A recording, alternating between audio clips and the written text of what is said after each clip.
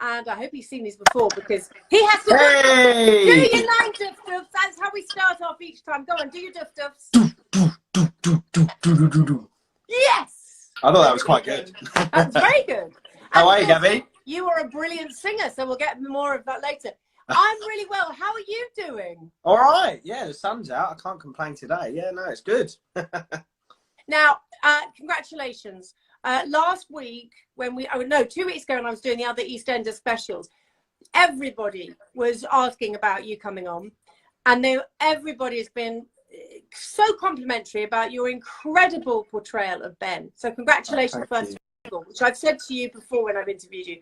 But obviously, the whole new storyline of his hearing loss has come back in. Sure. And it's incredible the way that they're doing it. How long ago did you know that this was going to happen, and how much was your involvement in the sounds?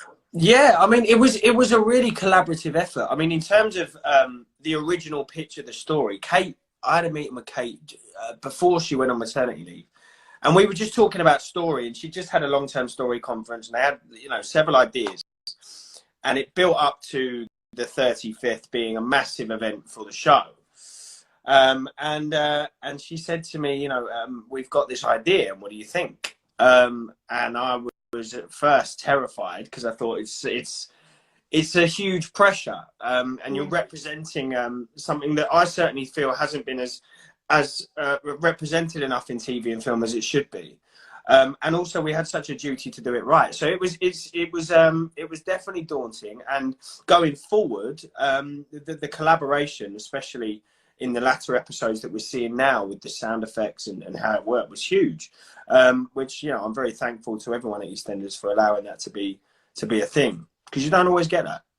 But did they play the sounds to you first, so you were aware of what we would hear as you see what I mean? Yeah, there was a couple of drafts before it went out, because obviously prior to the edit, when we started doing the original stuff within the story, so just post the crash, I was played like a few of the ideas, a kind of soundscape of what they wanted to achieve.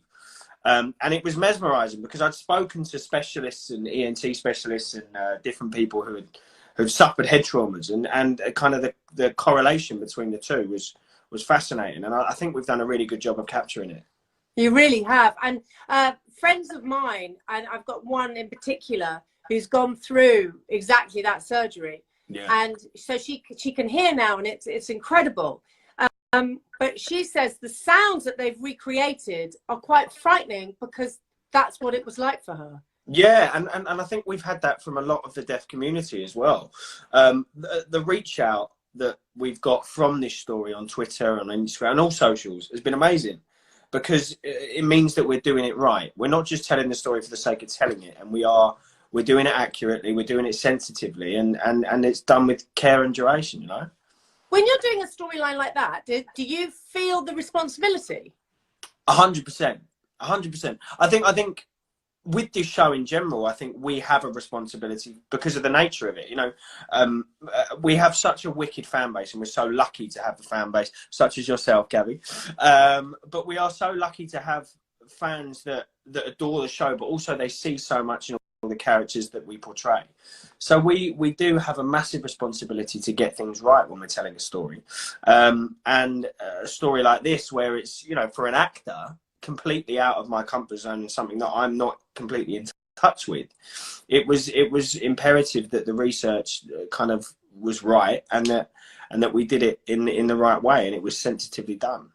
It is very sensitively done. I think it's been beautifully done, and also the fact that for Ben, that some people, the negativity that he's receiving from some people, the support he's receiving from some people. So it's not all just, yes, let's all do this. This is all, it's very much, you're seeing it from everybody's point of view, from the dad's point of view, the mum, from the boyfriend, from the people around. And that's why I think it's just spot on. Absolutely spot on. Well, congratulations. Yeah.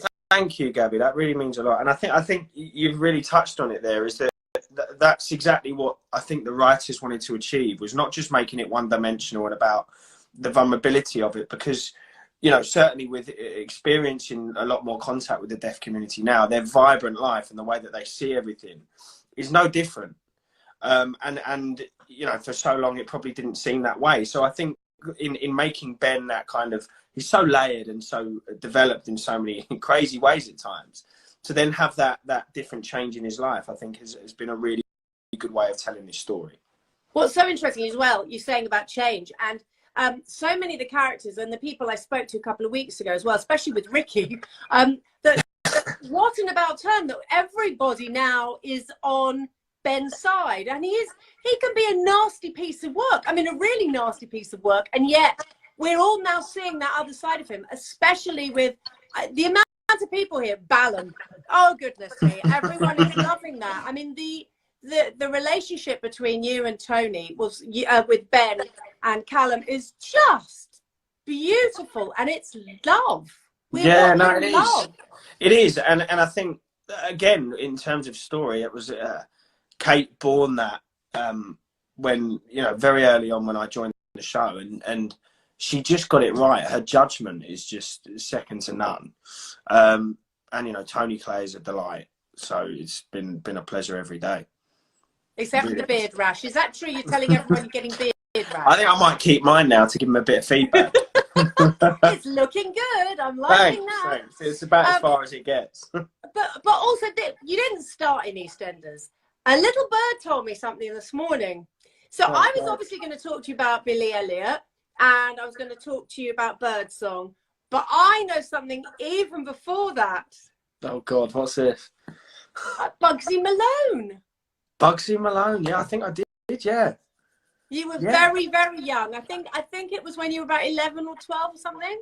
Oh, yeah. Yeah, I think maybe at Songtime Theatre Arts, I think. Yes, that's exactly. Yeah. But yeah. So the singing and the guitar and everything, are you still doing that? Are you keeping all of that up? I mean, singing's always been more of a hobby for me. I've always... acting's always been like kind of the thing that I've enjoyed the most, and certainly I get the most thrill from. But I mean, I sing in the shower, and occasionally to my girlfriend when I want to annoy her. But no, yeah, I mean, in lockdown, I guess I've been singing a lot more and just trying to keep active. But I haven't played the guitar in ages. Which you need to carry on doing it. I mean, you've got a wonderful singing voice, and we have heard you sing, of course. Everybody wants you to sing tonight. Maybe we can get you to sing a little something. But if you could go and do, you see, I think he didn't say no, everybody. He didn't say no. So if you could go back in time and do any of those shows again, because you've done some great stuff. I mean, Billy Elliot was really, I think it's a phenomenal show. Yeah, it was. I mean, again, that was, it was part of the same theatre group. And I think we were the first in the country to do it. And I was quite old, really, in terms of doing that. And my dancing ability wasn't always the strongest, but the story in terms of, you know, I remember watching that as a kid, Jamie Bell's portrayal in the film, and, you know, the music with Elton John, and I remember watching it and just really buying into that idea of a working class boy, kind of finding this love in art. And I think it's a story that still resonates in culture now. But am I right in thinking you went through that? Because I've read that you, the Diana Bully Fund, I think, you know, the amazing work that they do. And I've heard that you said that you felt a bit like that when you were a child, because you wanted to act, you wanted to sing and dance. And yeah, I think in general, I think acting's always something, especially at school. I think people judge you because it's artistic, it's expression, and people at times can get threatened by it. But I think that's one of the best things about art. You know, I was really lucky, actually. A couple of years ago, I did some work in school in Croydon, and you know, their main way of expression and everything was art, and seeing that, what art can do to impact people's kind of expressionism and the way that they communicate in life is mind-blowing. And that's why we're so lucky to work in the forum that we do. And long will you, because you're a star. You really are. I think you're brilliant. I really do. So how's lockdown been for you? Apart from not playing the guitar, which you're going to have to do. How's it been Great. for you and Dan? All right. I mean, look, we've been great. You know, it's hard because you're in an intense environment, and you know, especially when it's raining. If you can't sit in the garden or in the sun, it's definitely a lot more negative. But no, it's been all right. I mean, I'm ready now to get back to work, and hopefully, you know, the end of next month we'll be able to get back working. But you know what? All in all, honestly, I think we've done all right. I can't complain. I like to hear that. Okay, so we've all read in the press. I spoke to Scott Maslin on my radio show. I'm speaking to him on Thursday on here. But we've all read that EastEnders is going back in June. So have you heard anything from them in particular, or are you just waiting to hear? Yeah, I mean, we're all just once it is, and I think everybody will be clawing to get back.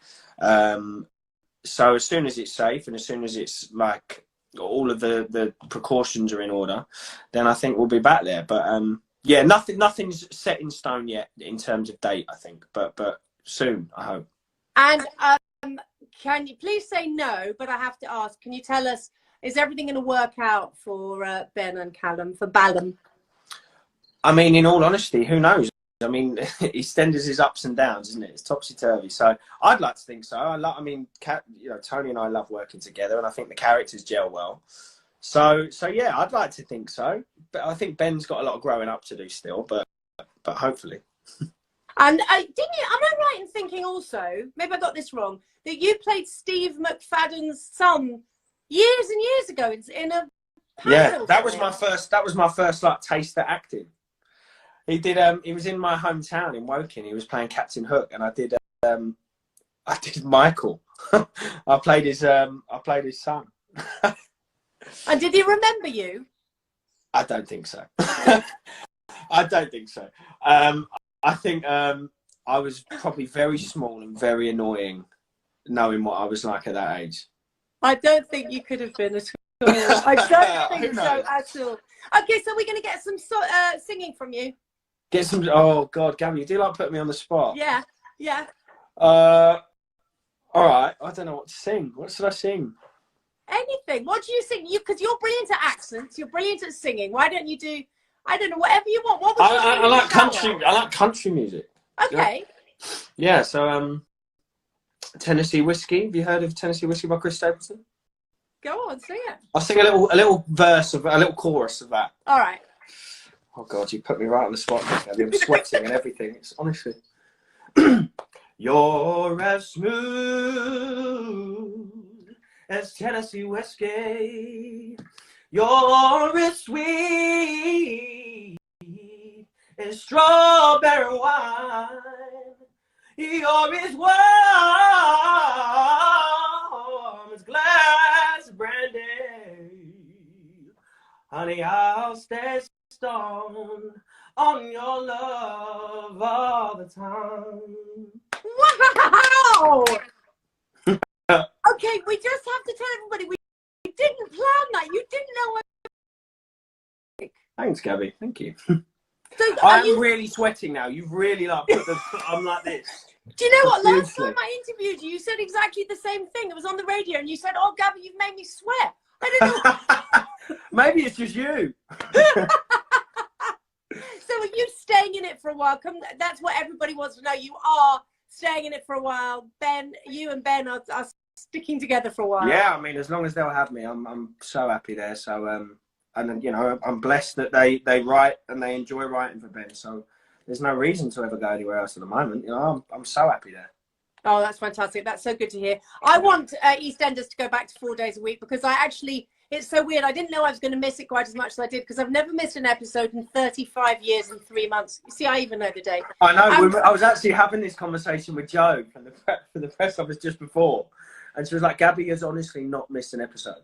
No, it's true. And she's watching it. Right. So how we always end these, Lorraine made me laugh too much. Right. Tanya made me giggle as well. So how we always end this is you have to give an EastEnders type look. You have to be Ben. And I give you the duff-duffs. Okay?